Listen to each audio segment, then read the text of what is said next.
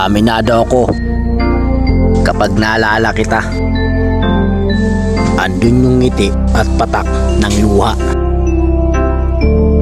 Siyempre, dahil may pinagsamaan tayo at minahal kita ng totoo, hanggang ngayon, tanaw ko pa rin ang dating may saya na ikaw at ako.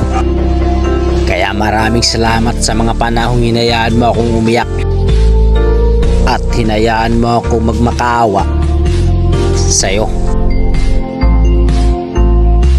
Ang dami kong natutunan dun.